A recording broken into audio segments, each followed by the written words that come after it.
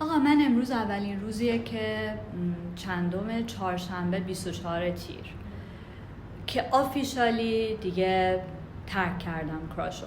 هیچ اتفاقی هم نیفتاده، دقیقاً مسئله همینه که هیچ اتفاقی نیفتاده و دیگه خیلی تو فاز تایم اوتم دیگه. یعنی گفته بودم که تا 10 مرداد که تولدمه میخوام ترکش کنم با خودم دیگه. حالا ما که با هم نیستیم، یعنی اصلا دیگه.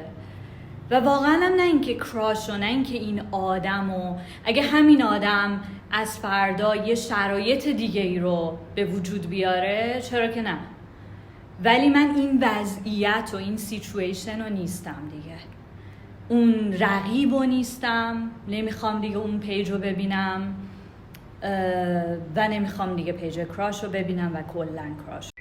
و اینکه میان به آدم میگن آفرین مووان کردی، حالا همین خزایی که اونا هم از این اصطلاح استفاده میکنن، موو چه آنی واقعا. اصلا این کلمه ها اصلا مگه میشه مووان کرد از یه زخمایی، از یه شکستایی؟ اسمش مووان نیست. مثل که یه کسی خودکشی کنه بگن مووان کردی. مووان نکنم چیکار کنم؟ هاراگیری نکنم چیکار کنم؟ میدونین؟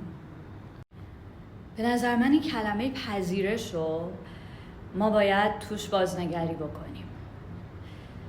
وقتی که یه کسی مثلا خیلی خوب داره میمیره، میگن خیلی خوب به پذیرش رسیده که دیگه داره میمیره. چه پذیرشی؟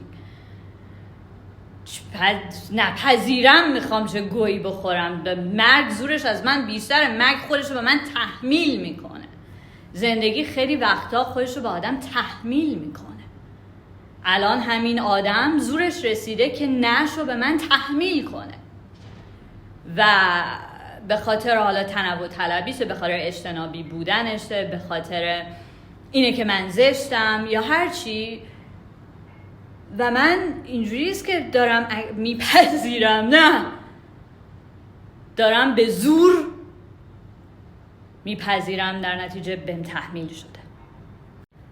و برام حس خوبی که داشت این بود که انگار نقطه ضعفمو قلفتی جراحی کردم، در آوردم انداختم دور.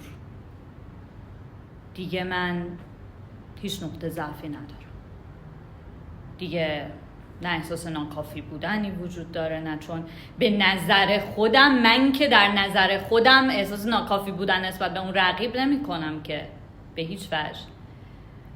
چون در اون جایی قرار می گرفتم که اون آدم شاید اونو انتخاب کرده بود، باعث می شد من احساس ناکافی بودن بکنم و نه قضاوت خودم اینو بهم نمی گفت. پس دیگه اون رئیس نیست، من رئیسم. در آخرم خیلی تعجب میکنم از اینایی که میگن که خب تو یه راهی رو اومدی، یه تلاشی رو کردی و الان نمیخوای که حیفت میاد که فکر کنی همه این به هیچ دردی نخورده و منجر به شکست شده حتی.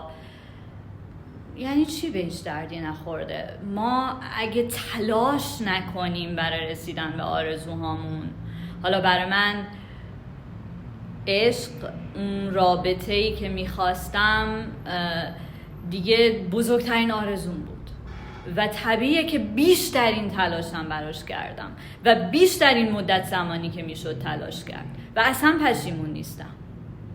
ولی خب معمولا ما به آرزوهامون نمیرسیم، ولی کمترین کاری که میتونیم بکنیم اینه که بیشترین تلاشو بکنیم که بلکه برسیم و طبیعی ترین اتفاق و نرمال ترین هم اینه که نرسیم.